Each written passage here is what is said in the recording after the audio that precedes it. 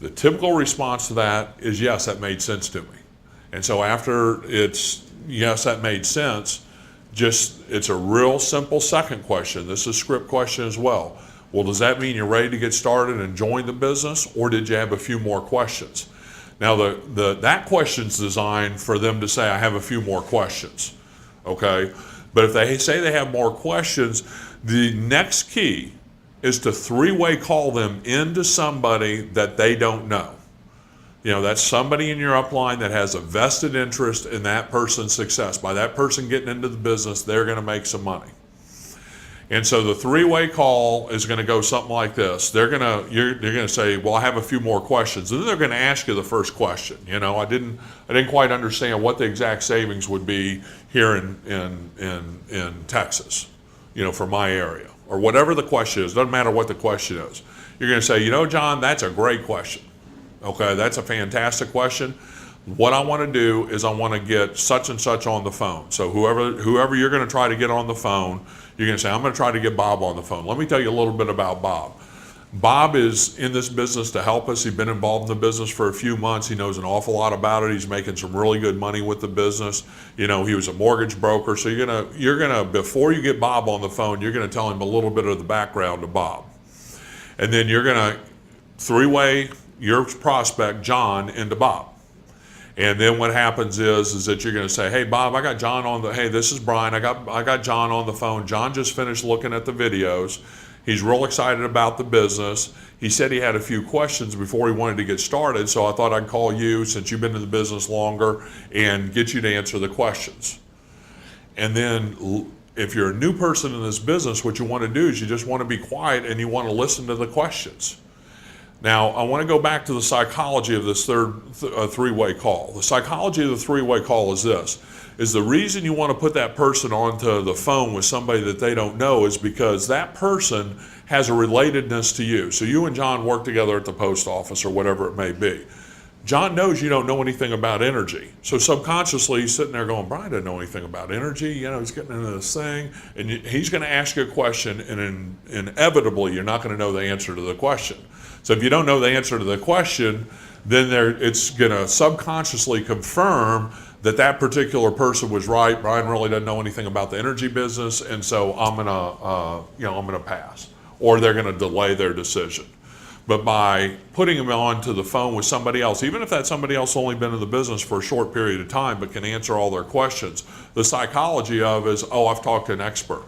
And so how those answers fall on that person is succinctly different than even if you know every single answer yourself. So as the #1 income earner currently in 2008 in Ambit Energy, I still do three-way calls with people that I'm trying to frontline recruit that I've had a past relationship with.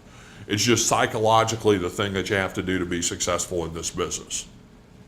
So the first fundamental of building a sales and marketing organization is to get a written list. Get a written list of prospects. So you've made a written list, and one of the people on your written list is Mary.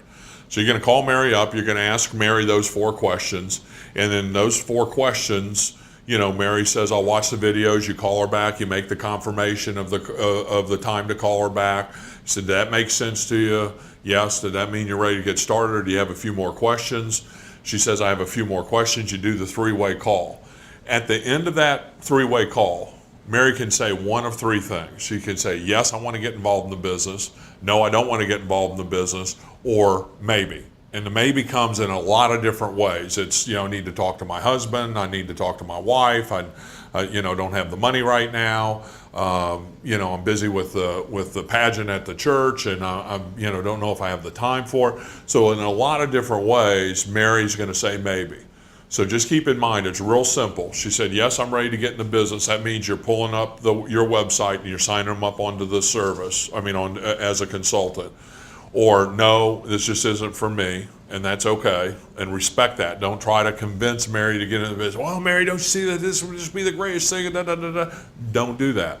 Respect Mary, and then ask Mary to be your customer. So if Mary says no to be a managing consultant, you're going to ask Mary to be your customer. You know, Mary, it'd be really huge for me if you just do me a favor and at least become my customer.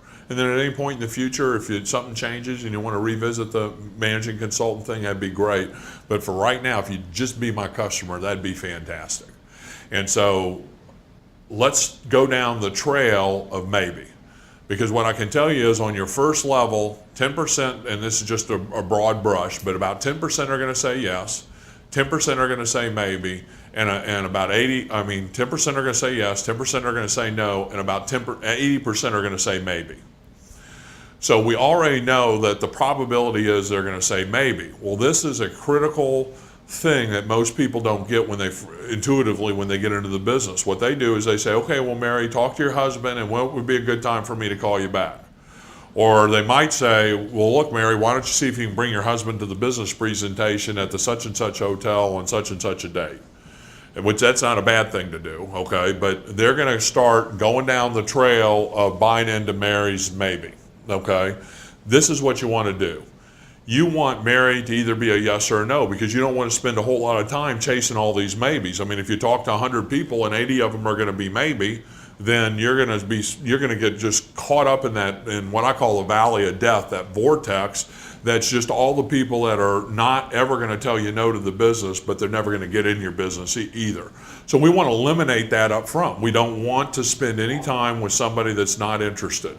We know that if somebody will not give us their written list and turn on to their sphere of influence, that we're not going to make enough money. They're not going to make enough money in the business to be successful. So what happens is that you want to get to that fundamental, the written list. It's all about the written list. So let's talk about how we're going to get to Mary's written list. The way we're going to do that is we're going to go to Mary and we're going to say, well, Mary, let me ask you a question.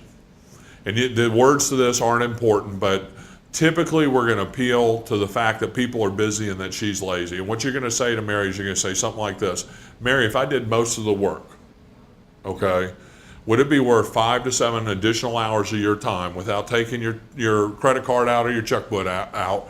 Would it be worth additional 5 to 7 hours of your time to see if this business could work for you?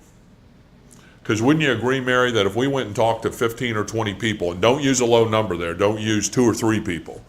If we went and talked to 10 or 15 people, Mary, and out of those 10 or 15 people, we had a couple that said, yes, they want to get involved as a managing consultant with Ambit Energy. Don't you agree that that would be something that you'd want to probably get involved with? I mean, at that point, Ambit would be a go, and they'll say yes. Conversely, Mary, wouldn't you agree that if we talked to 15 people for you, and every single one of them said no, that Ambit Energy is probably something you shouldn't do, and you could just start out by being my customer? And they'll say yes to that. So then we're going right to the fundamental, right to the fundamental. Well, who's the first person you thought of that might want to save some money by being your customer or make some money by being a managing consultant? So we're going right to the fundamental, right to the layup, and that's the written list. So the most important asset that Mary has is Mary's written list, Mary's sphere of influence. Because again, whether you're Donald Trump or somebody holding up a sign on the side of the road, you only know so many people. And instantly, we're going to know whether Mary is going to be successful or not in this business, because Mary a lot of times will say, well, yeah, I'd do that. Well, great, let's make a written list of people that you know right now. Well, I don't really have to think about that. I'm not really sure.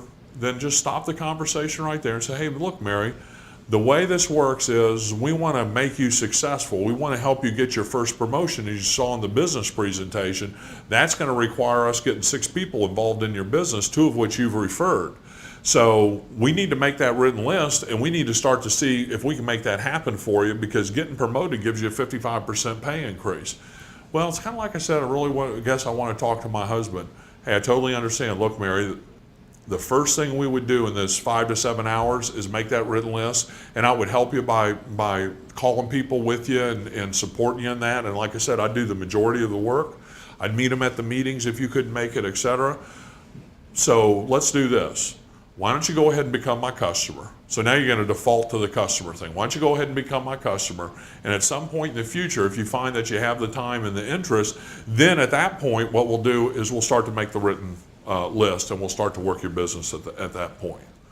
And they'll say fine. They're so relieved. They didn't want to tell you no, but they were a no. I mean, if they're not going to open up their written list, what's the chance of them being successful? Slim and none.